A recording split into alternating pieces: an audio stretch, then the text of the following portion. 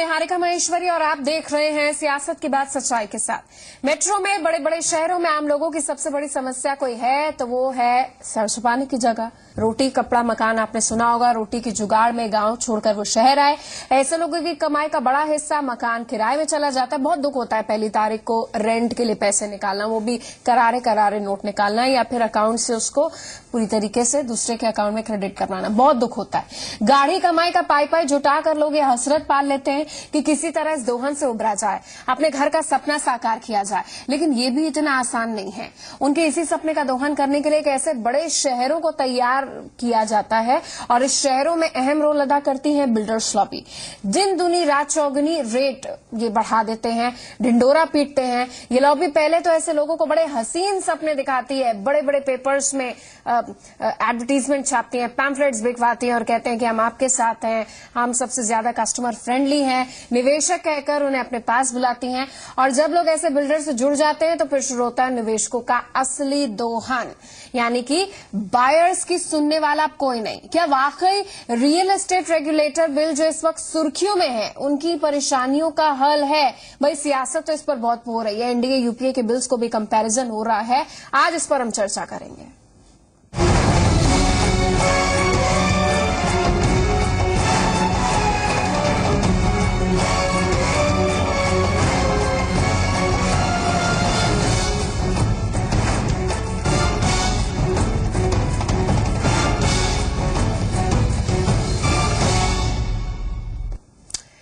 सब कहते थे कि हम शंघाई बना देंगे, हाई राइज बिल्डिंग्स हैं, अर्थक्वेक रेजिस्टेंट हैं, जल्दी ही निवेश करिए, आखिरी ऑफर आपके लिए। इतने ज्यादा अट्रैक्टिव एडवर्टीजमेंट होते हैं, लेकिन पोजेशन देने की बात आती है तो सब मारे मारे फिरते हैं। बिल्डर्स यहां पर खुश रहते हैं। हम ये समझने की कोशिश करेंगे कि स्टेक होल्डर्स पर किस तरीके का असर पड़ता है, क्योंकि अक्सर हम सुनते हैं कि बड़े बड़े शहरों में बिल्डरों की मनमानी से आम निवेशक परेशान हो रहे हैं।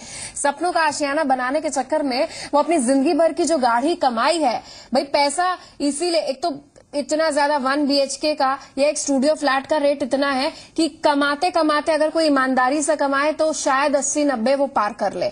जिंदगी भर की जमा पूंजी लोग ऐसे में लगा देते हैं, लेकिन घर नहीं मिलता। उस पर से मेंटल टॉर्चर। आखिर ऐसा क्यों है? रियल एस्टेट सेक्टर में कड़े कानून ना होने के चलते क्या ऐसा हो रहा है? अब रियल एस्टेट रेगुलेटरी बिल आने के बाद बिल्डरों की मनमानी पर लगाम लगाने की बात हो रही है। आपको बताते हैं कि रियल एस्टेट रेगुलेटरी बिल आखिर है क्या और इससे निवेशक और बिल्डर्स को किस तरीके का फायदा होगा। बड़े बड़े शहर, ऊंची ऊंची इमारतें और उनमें रह रहे लाखों परिवार। मेट्रो शहरों में खासकर हाल के दिनों में अपार्टमेंट कल्चर काफी तेजी से बढ़ा है। हर तरह की सुख सुविधाओं से लैस सैकड़ों प्रोजेक्ट्स लॉन्च होते हैं और उनमें निवेशक अपना पैसा लगाते हैं। लेकिन रियल एस्टेट सेक्टर में कड़े कानून न होने की वजह से अक्सर निवेशक धोखाधड़ी का शिकार हो जाते हैं। हाल के दिनों में ऐसे कई मामले सामने आए हैं जहां जिंदगी भर की जमा पूंजी लगा देने के बाद भी उन्हें अपना घर नहीं मिला।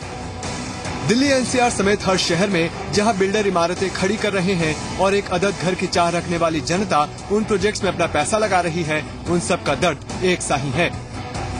मसलन बिल्डर का समय पर कब्जा न देना, भवन के नक्शे और तैयार फ्लैट में फर्क हो जाना, कारपेट एरिया सुपर एरिया का पेंच। इसके अलावा कई ऐसे मसले हैं जिसका अक्सर बिल्डर और घर खरीदार के बीच झगड़ा बना ही रहता है। बिल्डरों की मनमानी पर रोक लगाने और देश की जनता का पैसा सुरक्षित करने के लिए एक रियल एस्टेट रेगुलेटर बिल की जरूरत अरसे से महसूस की जा रही है। फिलहाल ये बिल 2009 से लटका था, जिस पर कैबिनेट ने अपनी मंजूरी दी है। अब इसे संसद में पेश किया जाना है, लिहाजा इसे सियासी कसौटी पर कसा जा रहा है। ऐसे में समझना जरूरी है कि दरअसल क्या है real estate regulator bill. Real estate regulator bill के अमल में आने के बाद सभी बिल्डरों को प्रोजेक्ट की पूरी जानकारी देनी होगी और कोई भी बिल्डर किसी तरह की जानकारी को छिपा नहीं सकेगा। प्रोजेक्ट के लॉन्च से पहले रेगुलेटर से रजिस्ट्री करवाना सबसे जरूरी होगा। इसके अलावा प्रोजेक्ट को प्लान के मुताबिक ही बनाना होगा। अक्सर देखा जाता है कि किसी प्रोजेक्ट को बनाने से पहले विज्ञापन या प्रोस्पेक्टस में काफी बढ़ा चढ़ा कर दिया जाता है और बाद में इसे पूरा नहीं किया जाता।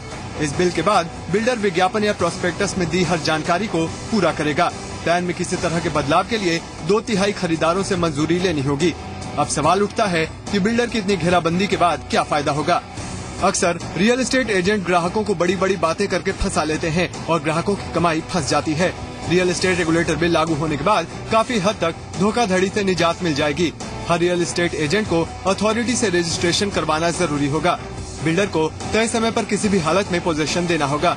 कंज्यूमर अथॉरिटी में हर शिकायत कर सकेंगे और शिकायतों के निपटारे के लिए फास्ट ट्रैक कोर्ट बनेगा। कंस्ट्रक्शन में किसी गड़बड़ी को ठीक करने की जिम्मेदारी बिल्डर की होगी। बिल्डर से डिफॉल्ट होने पर कंज्यूमर को पैसा वापस मिलेगा। खरीदारों का 50% से ज्यादा पैसा दूसरे प्रोजेक्ट में नहीं लग सकेगा और प्रोजेक्ट की 50% रकम एक अलग खाते में रखनी होगी।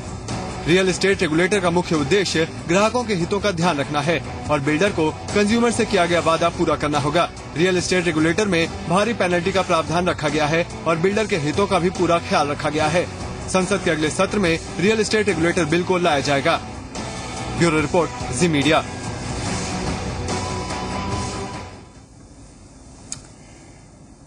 तो दिल्ली एनसीआर में भी बिल्डरों की मनमानी से आम निवेशक परेशान है। उन्हें फ्लैट्स के पोजेशन टाइम पर फ्लैट्स मिल नहीं रहे हैं। जिस पोजेशन की बात की जाती थी हम उससे पहले भी पोजेशन दे सकते हैं, इतने तक के एडवर्टीजमेंट आते हैं। उस पर से घर के किराया, फ्लैट की EMI, जो ये डबल अटैक है, उनका ये डबल तरीके से बजट बिगाड़ कर रख दिया गया है।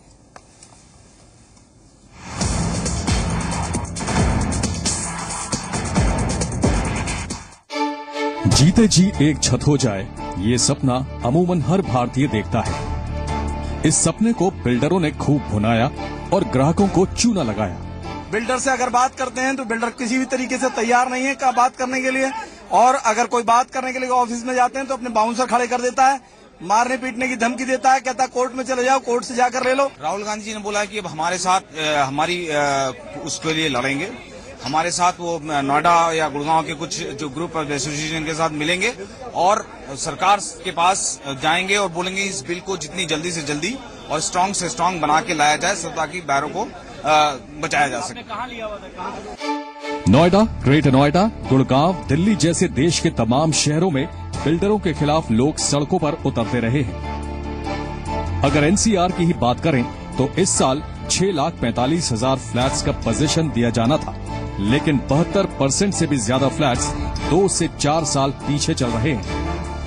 एक स्टडी के मुताबिक गाजियाबाद और नोएडा में पोजीशन देने में 29 से 30 महीने की देरी देखी जा रही है, जबकि गुड़गांव में 34 महीने और फरीदाबाद में 44 महीने की देरी बताई गई है। नतीजा ये कि ज्यादातर मिडिल क्लास परिवार को घर का किराया भी देना पड़ रहा है और लोन पर EMI भी। समस्याएं और भी हैं, लेकिन हैरानी की बात यह है कि इनकी मुश्किलें समझने के बजाय राजनीतिक रोटियां सेकने की कोशिश ज्यादा हो रही है। आप हम सब परेशान हो रहे हैं जो एक घर चाहते हैं, और कभी कभी ये भी हम सोचते हैं कि बेहतर होता जॉब अपॉर्चुनिटीज हमारे खुद के शहर में होती तो शायद हम कहीं बेहतर होते। दिल्ली एनसीआर में तो शोषण हो गया हमारा, बुरी तरीके से एक्सप्लॉयटेशन हो गया, डबल अटैक हो गया। एक तरफ EMI जा रही है, घर भी नहीं मिल रहा है, बिल्डर मनमानी कर रहा है, दूसरी तरफ सरकार की नीतियां भी इस तरीके से हैं। ये तमाम चीजें हैं जो सोचने पर मजबूर कर देते हैं। तमाम पहलुओं पर बात करेंगे। नोएडा स्टूडियो से हमारे साथ मिस्टर रवि त्रिवेदी हैं, सचिव है Noida extension flat buyers association के। Sir welcome. आपसे इन तमाम चीजों पर जानकारी लेंगे। इसके बीच में भी हम अपनी फोन लाइंस भी ओपन करते हैं। हमारे नंबर 012025110631 180018015125 ये हमारा टोल फ्री नंबर, इस पर आप कॉल कीजिए। पहले दर्शक हमारे साथ जुड़ गए हैं, सुनील है दिल्ली से। सुनील बताइए क्या हुआ आपके साथ? मैडम, मैंने पारसनाथ कंपनी में सोनीपत में 2005 में एक प्लॉट बुक किया था मैडम, और उसको उन्होंने कहा जी कि विद इन 6 मंथ्स आपको अलॉटमेंट दे दी जाएगी, और उन्होंने मुझे 6 महीने के अंदर अलॉटमेंट क्या देनी थी, 5 लाख 5.5 लाख रुपए ले लिया। 6 महीने के बाद एक लेटर दे दिया जी आप 5.5 लाख रुपए और जमा कराइए और आपको हम अलॉटमेंट दे रहे हैं। और उसके बाद मैंने उनको 5.5 लाख रुपए और मैडम दे दिया, और उसके बाद उन्होंने मुझे कम से कम 3 साल धक्के खाता रहा इनके पास जाके मैडम मैं, और उसके बाद बहुत मुश्किल से अलॉटमेंट कराई गई इनसे। और उसके बाद आज कम से कम 10 साल हो गए मैडम इनके पास। इन्होंने सोनीपत में जो ताऊ देवीलाल पार्क के पास जो प्लॉट इन्होंने सोसाइटी अपना कॉलोनी काटी है, उसके अंदर अभी तक इन्होंने मैडम एक ईंट नहीं लगाई। मैं अपने प्लॉट तक नहीं पहुंच सकता। एक ईंट भी नहीं लगाई। सुनील, सचमुच में आपका एक्सपीरियंस बहुत ही दर्दनाक है। 10 साल आपने चक्कर लगा, और सिर्फ दिल्ली एनसीआर की दिक्कत नहीं है, ये हरियाणा की भी दिक्कत है। धन्यवाद, आपने हमें कॉल किया। रवि त्रिवेदी साहब, ये दिक्कत दरअसल आ रही है उन निवेशकों को जो हम लंबे चौड़े एडवर्टीजमेंट और ऑनलाइन साइट और पैम्फलेट में हम लोग देखते हैं ना, और हम लोग ये महसूस करते हैं कि भाई हमारा घर आ जाएगा, ठीक है, हम चलो सेविंग शुरू कर देते हैं, बैंक से लोन ले लेते हैं। बाद में ये होता है कि बैंक भी प्रॉपर्टी को को मॉर्गेज कर देता है, हमारा EMI भी जाता रहता है, उसकी भी टेंशन रहती है, और हमारा किराया भी जाता है, हम तीनों तरफ से घिर जाते हैं। सच्चाई यही है। जैसे हम लोग नोएडा एक्सटेंशन में हम लोग ने फ्लैट लिए हुए हैं। हाँ। और हम लोग एक एसोसिएशन के थ्रू वहाँ पे सारे बिल्डरों का देखते हैं। 2010 से, जैसे मैं अपनी पर्सनल बात करूं, मैंने 2010 में फ्लैट बुक कराया था और मुझको दिसंबर 2012 में उसका पोजीशन मिलना था। लेकिन आज तक अभी तक भी बिल्डर ये कहने की स्थिति में नहीं है कि हमको कब पोजीशन देगा। अच्छा, अजय माकन साहब को बात बताइए, आपने आप मिले थे उनसे, 2010 में तो उनकी गवर्नमेंट थी, आज वो यूपीए एनडीए कंपैरिजन के साथ हैं, 2010 की बात है ये। हम लोग 2011 में मिले भी थे उनसे। अच्छा, क्या बोले थे वो? बोले थे मैं देखूंगा, उन्होंने मुख्यमंत्री जी को चिट्ठी भी एक लिखी थी। हाँ। लेकिन कुछ भी नहीं हुआ उसका। मंत्री थे तब भी। मंत्री। आज कोई राजनीतिक प्रतिबद्धता दिखी, कोई जेन्युइननेस, कोई कंसर्न दिखा आप लोग के प्रति? नहीं, आज तो दिख रहा है, लेकिन वो हो सकता है आज वो विपक्ष में इसलिए वो दिख रहा है। अच्छा, ये हो सकता है एक कारण। अच्छा। आज तो दिख रहा है कि वो हमारे साथ खड़े हैं, लेकिन हो सकता है ये राजनीति के तौर पे खड़े हो हमारे साथ, क्योंकि आज वो विपक्ष में है तो उन्हें कोई मुद्दा चाहिए। तो रेगुलेटरी बिल पर ही पूरा सब कुछ है ना, वो कंपैरिजन कर रहे हैं कि भाई हमारा बेहतर था, इंडिया का नहीं। इस बिल को आपने भी स्टडी करा, क्या आपको लगता है कि ये बायर फ्रेंडली है, इन्वेस्टर फ्रेंडली है? नहीं, ये तो सच्चाई है, बायर फ्रेंडली नहीं है रेगुलेटरी बिल, क्योंकि मैंने भी इसको बड़े ध्यान से पढ़ा है। इसमें 2-3 चीजें जो हैं, जो मतलब बायर्स की कहीं पे बात ही नहीं करी गई। बायर सबसे ज्यादा परेशान होता है बिल्डर बायर एग्रीमेंट के ऊपर। और यदि आप इसको देखें, सीसीआई ने भी इसके ऊपर बिल्डर बायर एग्रीमेंट के ऊपर कहा हुआ है कि 1 साइडेड बिल्डर बनाता है। और बिल्डर बायर एग्रीमेंट के ऊपर ये बिल साइलेंट है, ना यूपीए ने कुछ बोला था, ना एनडीए कुछ बोल रही। नंबर 2 चीज, एक इसमें क्लास थी यूपीए के टाइम में कि एक बिल्डर कोई मनमानी अपनी करता है तो उसमें हम क्रिमिनल नहीं कर सकते, फिर उसको सजा भी हो सकती है। लेकिन ये दोनों क्लास इन्होंने हटा दी। केवल इसको इन्होंने कह दिया कि आप पेनाल्टी क्लास लगा दीजिए। इसका मतलब हुआ केवल आप सिविल सूट पे जा सकते हैं, इन पे क्रिमिनल एक्शन नहीं हो सकता। अच्छा, मतलब सख्ती बिल्डर पर नहीं है, सख्ती बायर पर है, इन्वेस्टर्स पर है। ठीक है, एक और पोटेंशियल हब की बात कर लेते हैं। सिर्फ दिल्ली एनसीआर की बात नहीं, थोड़ी देर पहले हरियाणा का भी हाल हमारे दर्शक ने बताया, सोनीपत के थे। अब गुड़गांव का हाल ले लेते हैं। हॉट प्रॉपर्टी है गुड़गांव, और जैन साहब हमें बताएंगे अपना एक्सपीरियंस। बताइए सर। मैडम, मैं से बोल रहा हूँ जी। और मैंने 2000 में यहाँ गुड़गांव रेंट के पर्पज से एक फ्लैट बुक किया था। और उसमें मेरे को प्रोजेक्ट वाज स्टार्टेड 2009 में हुआ था, और अभी 2015 आ गया है। हाँ। उस प्रोजेक्ट में अभी तक पोजीशन नाम तो बहुत दूर की चीज है, उसमें कंस्ट्रक्शन भी अभी तक उनका 50% नहीं हुआ है, जबकि बिल्डर ने हमसे 95% पैसा ले लिया है। हाँ। और जब भी बिल्डर से जाकर बात करते हैं तो बहुत सारे इश्यूज फेस करने पड़ते हैं। बिल्कुल बिल्कुल, बहुत सारे इश्यूज पेश करने पड़ते हैं। त्रिवेदी साहब, ये बताइए कि नए क्लॉज में भी है कि बिल्डर अपने हिसाब से बिना इन्फॉर्म किए डिजाइन में भी बदलाव कर देगा, कुछ स्ट्रक्चर में भी चेंजेस कर देगा। पहले परमिशन लेनी पड़ती थी, लेकिन अब जिस तरीके से हमारे कॉलर अमूमन यही कह रहे हैं कि भाई दावा इस साल का किया, उससे 10 साल हो गए, 5 साल हो गए, पोजेशन नहीं दिया। क्या आप लोग के पास कोई स्ट्रांग पॉइंट है, आप लोग के पास कोई ऐसा अधिकार है कि आप कोर्ट में जाइए, कोर्ट आपका सुने, या फिर कोर्ट कचहरी के चक्कर में नहीं पड़ना है? तो एक मध्यस्थता की स्थिति अभी तक अपनाई गई है आप लोगों के द्वारा?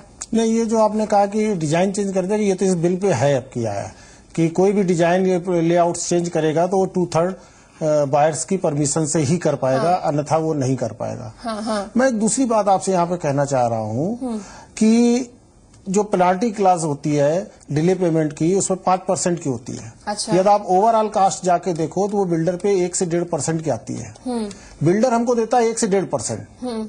वो भी देगा कि नहीं देगा वो बात की बात है, लेकिन बिल्डर हमसे जो लेता है पेनाल्टी, जो लेट पेमेंट पे लेता है, वो 18 से 22% लेता है। ये मैं जहां तक समझता हूं, ये जो लेट टैक्टिस बना ली है प्रोजेक्ट को डिले करने की, ये कमाई का साधन बना लिया बिल्डर ने। आ रहा है real estate regulatory bill, Congress ने इसे मुद्दा बना लिया है कि भाई हमारे टाइम में बेहतर था, निवेशक काफी खुश थे, कस्टमर फ्रेंडली था।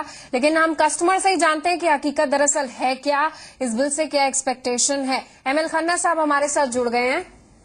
ML खन्ना साहब, नोएडा से आप हैं, नोएडा में सबसे ज्यादा ये सब होता है, सिस्मिक जोन 5 में आ रहा है, पता नहीं किसने क्या इन्वेस्ट करा है, वो इमारत अर्थक्वेक रेजिस्टेंट है भी नहीं, सही टाइम पे आपको पोजेशन मिलेगा या नहीं, इतने सारे सवाल हैं। आप बताइए अपना एक्सपीरियंस। मैडम सबसे मुझे बड़ी खुशी हुई कि आप इस प्रोग्राम लेके आई इस चैनल के ऊपर, और मैं आपका प्रोग्राम देख रहा हूँ। मैडम हमने फ्लैट बुक किया है ये 137, जिसमें बिल्डर है पैरामाउंट लहरेवाला। इन बिल्डर ने क्या किया है मैडम, पोजीशन लेकर तो दिया है कुछ लोगों को, इसके ऊपर इन्होंने इंटरेस्ट भी लगा दिया है। अच्छा। उसके बाद में बिल्कुल बिल्कुल खन्ना साहब वही बात बोल रहे हैं रवि त्रिवेदी जी। खन्ना साहब इंटरप्ट कर रहे हैं, आपकी आवाज थोड़ी क्लियर नहीं आ रही, लेकिन आपकी बात वही है जो रवि त्रिवेदी जी आपने बोला। रवि त्रिवेदी जी, फाइनली क्या इस बिल में सब बुरी बुरी बातें, कोई एक्सपेक्टेशन है, कोई ऐसी चीज है जिसपे सख्ती कर दी गई हो बिल्डर्स पर, या हमें पावर्स मिले हो, निवेशकों को पावर्स मिले हो? कुछ चीजें अच्छी भी हैं जैसे कि इसमें नंबर एक चीज तो इसमें यह है कि जिस भी प्रोजेक्ट को अभी कंप्लीशन सर्टिफिकेट नहीं मिला है वो सारे इसी अम्ब्रेला के नीचे आएंगे इस बिल के अंदर। नंबर दो, सबसे बड़ा एक और इन्होंने किया, जो ब्रोकर्स के लिए भी इन्होंने गाइडलाइंस बनाई है। अब वो क्या बनाई वो तो अभी मैं डिटेल में नहीं देखा है, लेकिन जो मैंने सरसरी तौर पर देखा है, इन्होंने ब्रोकर्स के लिए भी गाइडलाइंस बनाई है। जैसे ब्रोकर कुछ भी झूठ बोल के बायर्स को बुक करा देता था, उससे कहीं ना कहीं कुछ रोक लगेगी।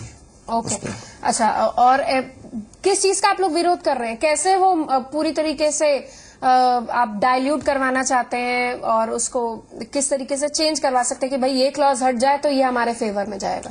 पहला तो इसमें सबसे पहला तो इसमें जो इन्होंने 50% की क्लास कर दी है कि 50% पैसा वो प्रोजेक्ट से बाहर ले जा सकता है, ये बिल्कुल नहीं होना चाहिए। मिनिमम से मिनिमम 70% तो होना ही चाहिए, जो यूपीए के टाइम में था। उस यूपीए के टाइम में था। नंबर दो, इसमें जो क्रिमिनल और प्रिजर्वमेंट वाली जो क्लास इन्होंने हटाई है वो लगनी चाहिए। इसमें क्रिमिनल क्लास जरूर लगनी चाहिए बिल्डर के ऊपर यदि कोई ऑफेंस करता है। नंबर तीन, इसमें जो बिल्डर बायर एग्रीमेंट होता है वो यूनिफॉर्म ऑल ओवर इंडिया एक होना चाहिए। कम से कम एक एनेक्जर तो सेम होना चाहिए, सेकंड एनेक्जर में builder to builder, project to project change कुछ थोड़ा हो सकता है। कम से कम 3 चीजें जरूर होनी चाहिए। ठीक है रवि त्रिवेदी जी, आप हमारे साथ जुड़े, बहुत बहुत धन्यवाद आपका हमारे साथ जुड़ने के लिए। और इसी के साथ इस विशेष पेशकश में बस इतना ही। उम्मीद है बिल्डरों की मनमानी पर लगाम लगे, और अगर बिल्डर नाखुश भी है, निराश भी है, परेशान भी है, तो वो प्रेशर कहीं ना कहीं हम पर भी जाता है, इन्वेस्टर्स पर, वो बहुत ज्यादा है। कोर्ट की भी सख्ती है, बहुत सारी बातें हैं, पेनाल्टी क्लॉज भी हैं, और बाजारीकरण भी है, कमीशनबाजी भी हावी है। उम्मीद है कि सारा सिस्टम अगर ट्रांसपेरेंट हो, जितने भी स्टेक होल्डर्स है वो काफी खुश रहेंगे। रवि त्रिवेदी जी, आप मेरी बात से इत्तेफाक रखते होंगे। बिल्कुल, बहुत बहुत धन्यवाद आप सभी का इस विशेष पेशकश को देखने के लिए। खबरें जारी हैं जी संगम पर।